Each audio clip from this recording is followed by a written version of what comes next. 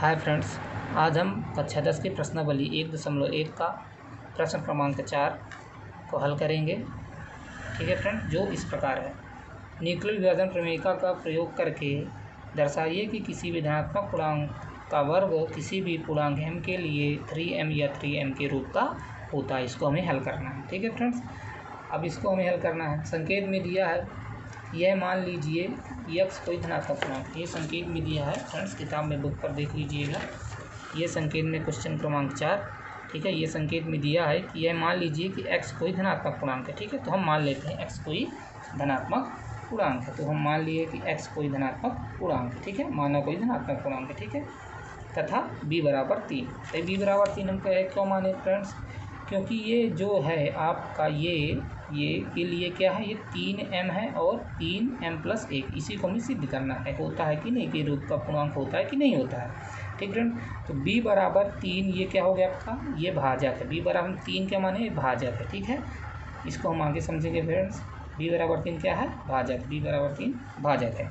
ठीक फ्रेंड्स, अब इसको हमें न्यूक्लियर विभाजन एल्गोरिथम से इसको हमें लगाना है। ठीक है, न्यूक्लियर विभाजन से इसको हम लगाते हैं। तो न्यूक्लियर एल्गोरिथम क्या होती है, देखिए, भाजक आपका क्या 3।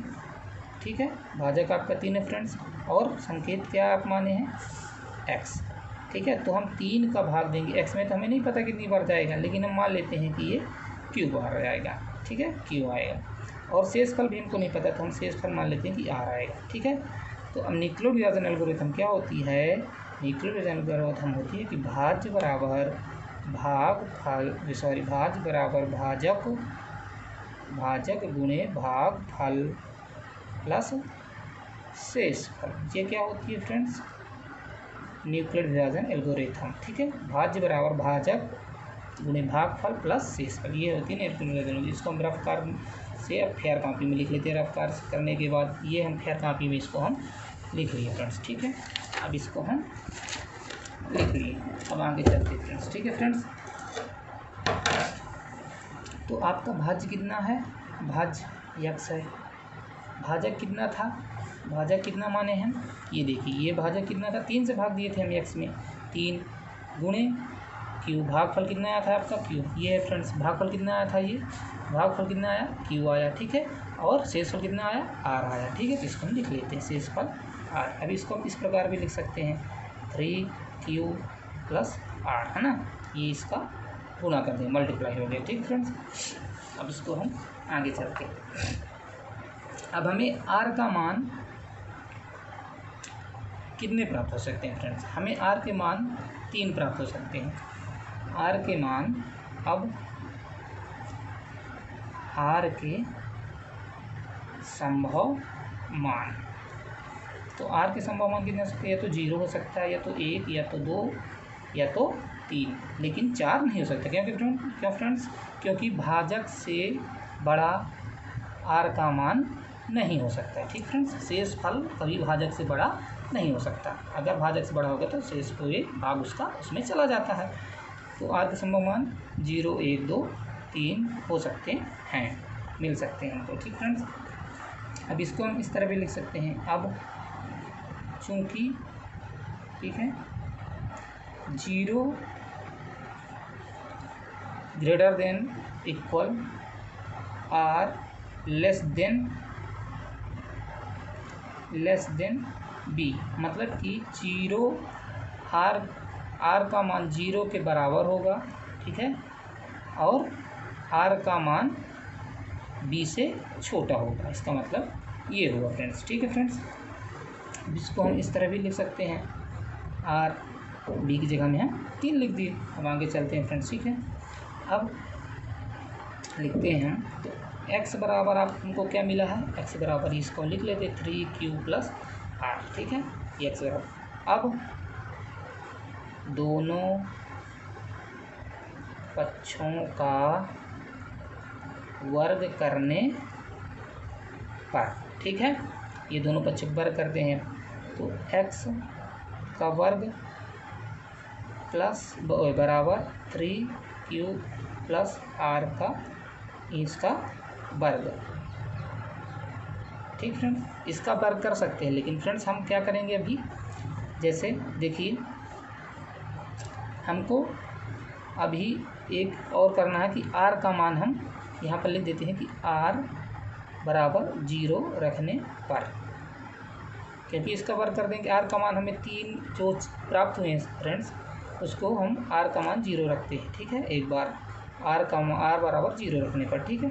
तो ये वर्ग ऐसे इसको हम लिख देंगे 3q प्लस r का मान कितना है भाई फ्रेंड्स 0, तो अब इसको लिखने की हमें ज़रूरत नहीं, इसका हम ऐसे वर्ग लगा देते हैं 3q। अब 0 को लिखने की जरूरत नहीं, ये क्या हो जाएगा, इसका वर्ग हो जाएगा। अब इसका वर्ग हो जाएगा तो x² बराबर 3 का 9 q², ठीक है। ये हो गया, ठीक है। अब ये हो गया फ्रेंड्स, ठीक है। अब हम इसको हम और आगे हल करते हैं, तो इसको हम 3 गुणे 3q का वर्ग लिख सकते हैं फ्रेंड्स, बिल्कुल लिख सकते हैं, क्योंकि इसको हम इस रूप में लिख सकते हैं जहाँ, या इसको मान लीजिए फ्रेंड्स ऐसे 3q² बराबर m, ठीक फ्रेंड्स, 3q² बराबर m हम ये मान लिए, ठीक है। तो जहाँ m एक पूर्णांक है, क्या है, पूर्णांक फ्रेंड्स, ठीक है। अब इसको हम आगे कंटिन्यू करते हैं, ठीक है फ्रेंड्स। यहाँ m एक पूर्णांक है, इसको हम यहाँ पर लिख देते हैं x² बराबर 3m, ठीक है। यहाँ पर ये इसको हम समीकरण फर्स्ट मान लेते हैं। अब हम इसको आगे हल करते हैं फ्रेंड्स, ठीक है फ्रेंड्स। इसको अब पुनः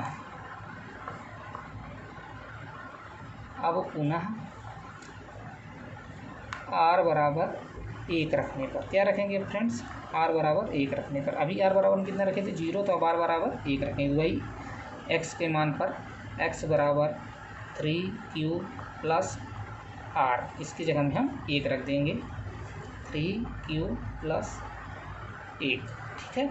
अब फिर से वही, अब दोनों पक्षों का वर्ग करने पर, ठीक है, दोनों पक्षों का वर्ग करने पर इसका वर्ग कर देंगे, तो इसका ये वर्ग, ये x का वर्ग और 3q प्लस 1 का होल वर्ग हो जाएगा फ्रेंड्स, ठीक है, इसका होल वर्ग हो जाएगा। इसको हल करते हैं तो x² बराबर, इसको हल करते कैसे, इसका सूत्र होता है फ्रेंड्स, क्या होता है सूत्र, a² प्लस b² का, इसका होल स्क्वायर का सूत्र क्या होता है फ्रेंड्स, यहाँ पर लिख देता हूँ फ्रेंड्स, इसका सूत्र होता है a² plus b² plus 2ab, ये क्या होता है फ्रेंड्स, इसका सूत्र होता है, ठीक है। तो यही सूत्र हमको लगाना। देखिए 3a, इसको मान लिए a, तो 3a का 3q का होल स्क्वायर प्लस ba, तो b का होल स्क्वायर प्लस 2, तो 2a है 3, तो ये इंटू का चिन्ह लगा देंगे, 3q और b कितना है 1 है, तो यहाँ पर हम b 1 लिख देते हैं, ठीक है। अब आगे इसको हल कर दे, तो 3x² बराबर, इसको हल करेंगे तो 3 3 9 q² प्लस 1 का वर्ग 1 ही होता है, 3 दूनी 6 q और 1 का गुणा करेंगे, कुछ फर्क नहीं पड़ेंगे, तो ये हमारा हो गया, ठीक फ्रेंड्स। अब x² बराबर, अब इसमें हम इसको ऐसे लिख सकते हैं 6q plus 1, 9q² plus 6q plus 1, इसको हम ऐसे लिख सकते हैं। अब इन दोनों में हम कॉमन लेते हैं, ठीक है। अचर पद से अचर राशि से कॉमन नहीं लिया जाता फ्रेंड्स, ठीक है, चर राशि से हम कॉमन लेते थे। इन दोनों में हम 3 कॉमन ले लेंगे, तो 3, इसमें क्या बचेगा 3 3 9q², इसमें क्या बचेगा 3q, ठीक है फ्रेंड्स। इसमें इसमें 2 बचेगा, 3 दूनी 6, x² बराबर इसको अब हम कैसे लिखेंगे, इसकी जगह में हम क्या मान लेते हैं फ्रेंड्स, इसकी जगह में मान लेते हैं m। तो यहाँ पर लिखेंगे हम 3q² + 2q बराबर m मान लीजिए, ठीक है फ्रेंड्स। तो यहाँ पर लिखेंगे 3m, इसकी जगह क्या m + 1। यहाँ पर लिखेंगे जहाँ m एक पूर्णांक है, ठीक है फ्रेंड्स, जहाँ m एक पूर्णांक है। ये समीकरण सेकंड हुआ है आपका। अब आता है समीकरण फर्स्ट और समीकरण, अब समीकरण फर्स्ट व सेकंड से, ठीक फ्रेंड। तो समीकरण फर्स्ट ये है, समीकरण सेकंड वे था। तो समीकरण फर्स्ट ये x से x² कट जाएंगे। कैसे कट जाएंगे फ्रेंड्स, देखिए समीकरण फर्स्ट आपका x² बराबर 3m था और ये है आपका x² बराबर 3m + 1 था, ठीक है फ्रेंड्स। ये x का x² बराबर 1 ये है, x² बराबर 3m + 1 ये है। ये दोनों इक्वल हैं, ये दोनों कट जाएंगे तो हमें क्या मिल गया, आता है, यहाँ पर हम लिखे देते हैं फ्रेंड्स, आता है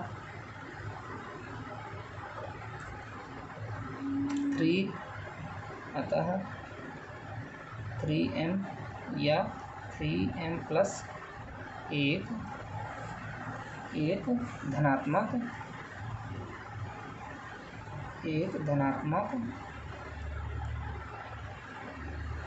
पूर्णांक है। कब एक धनात्मक पूर्णांक, यहाँ पर लिखे देते हैं फ्रेंड्स, एक धनात्मक पूर्णांक का वर्ग है, ठीक है। एक धनात्मक पूर्णांक का वर्ग आता है 3m या 3m + 1 एक धनात्मक पूर्णांक का वर्ग है। आज के लिए इतना ही दोस्तों।